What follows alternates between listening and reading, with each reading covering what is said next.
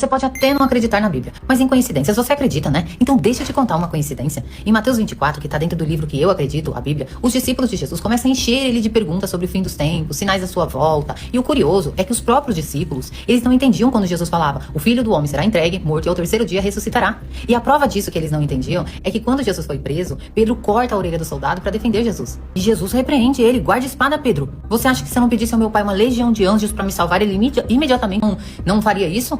É necessário que tais coisas aconteçam, tipo, eu avisei que eu precisava morrer. Então a revelação vem primeiro, depois vem o entendimento. Mas voltando aqui pra coincidência que eu quero contar, é que em Mateus 24, Jesus dá um grande enigma, que o próprio texto diz: quem lê, entenda. Ué, então vamos ler pra ver se a gente entende? Assim, quando vocês virem o sacrilégio terrível do qual falou o profeta Daniel no lugar santo, quem lê, entenda. Então os que estiverem na Judéia fujam para os montes. Se era pra ler e entender, então eu sou burra porque eu não entendi foi nada? Sabe, irmãos, o grande segredo da leitura bíblica não é pular o que você não entendeu, é ir atrás da informação. Segundo Jesus, quem disse isso de sacrilégio terrível foi o profeta Daniel. Curiosa que sou, fui atrás desse cara, achei.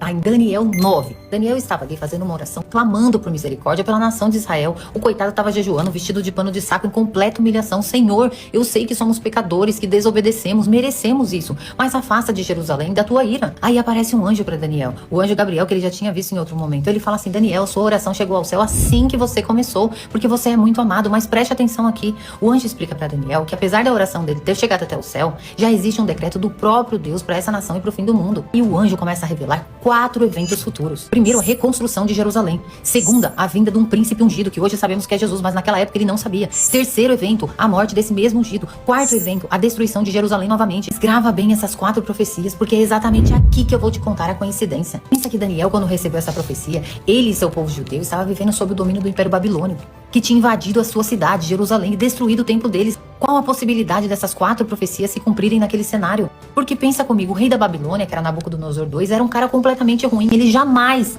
liberaria o povo judeu para reconstruir o templo, muito menos a cidade de Jerusalém. Exatamente isso que aconteceu. A Babilônia foi invadida pelo Império Medo-Persa. E o rei da Pérsia, que era Ciro, ele emite um decreto liberando a reconstrução do templo de Jerusalém. Isso aconteceu historicamente, dá um Google aí. Então vemos aqui que a primeira profecia, coincidentemente, aconteceu, mas calma, isso é só uma coincidência, tá? Anos depois aparece Jesus, o tal do príncipe ungido que o anjo falou para Daniel. Segunda profecia se cumprindo aqui. Mas não esquenta não, isso é só mais uma coincidência, tá? Esse ungido, que é Jesus, ele morre, conforme o anjo avisou para Daniel. Terceira profecia se cumprindo, mas ignora isso. Coincidências são assim mesmo, elas existem ao monte. 40 anos após a morte de Jesus, nos anos 70 depois de Cristo, os romanos destroem o templo de Jerusalém, conforme o anjo também tinha avisado para Daniel. Quarta profecia se cumprindo aqui.